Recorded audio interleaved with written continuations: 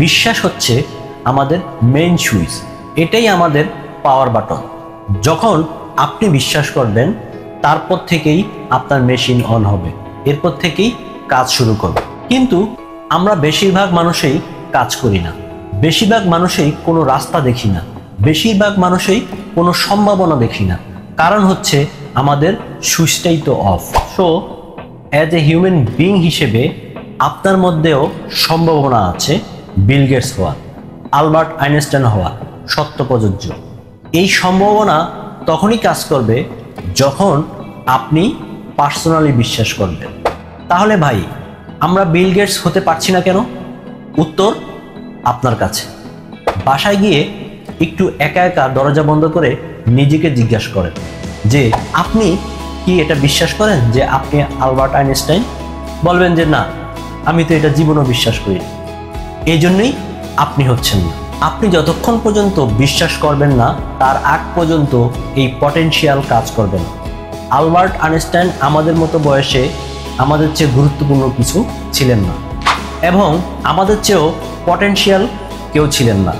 মিশিগানের একটা স্কুল থেকে একটা ছেলেকে টিসি দিয়ে বের করে দেওয়া হয়েছে, কারণ সে পরীক্ষা ফেল করেছে। স্কুল অথরিটি তার মাকে চিঠি দিয়ে পাঠিয়েছে যে আপনার টমি এত স্টুপিড, এত ননসেন্স যে তার পক্ষে স্কুলে পড়াশোনা করা সম্ভব না, বের করে দেয় তাকে। কিন্তু তার মা বলল যে না, দিস ইজ নট ট্রু, আমার টমি মোটেও বোকা না, আমি তাকে পড়াশোনা করাবো, এটা আমার চ্যালেঞ্জ। এবং এই টমি সারা জীবনে 3 মাস স্কুলে পড়াশোনার সুযোগ পেয়েছে, আর বাকি জীবন সে তার মার কাছে পড়েছে। আর সেই টমি হচ্ছে পরবর্তীকালের বিশ্ববিখ্যাত বিজ্ঞানী টমাস আলভা এডিসন। তার মানে আমাদের সবার মধ্যেই একটা করে এডিসন আছে, একটা করে আইনস্টাইন আছে, শুধু এগুলো কাজ করে না। এটার কারণ হচ্ছে আমরা এটা বিশ্বাস করি। ছোটবেলা থেকে আমাদের টিচাররা, আমাদের প্যারেন্টসরা আমাদেরকে বলেছে তোমাদের দিয়ে কিচ্ছু হবে না, মাথা ভর্তি নাকি গোবর। বাবা মা বলতো তোমাদেরকে লেখাপড়া না করিয়ে আমি যদি 2টা হালের বলদ পালতাম তাতেও আমার লাভ হতো। সুতরাং আপনি বিশ্বাস করেন কি আপনি হালের বলদের চেয়েও অধম।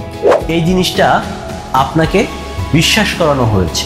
সুতরাং আমাদের মায়েরা যদি এডিসনের মায়ের মতো হতো, স্কুল থেকে বের করে দেওয়ার পরেও সে বলেছে যে আমার ছেলের মধ্যে ট্যালেন্ট আছে এবং হি বিকাম ফেমাস, আপনাকে শুধু বিশ্বাস করতে হবে।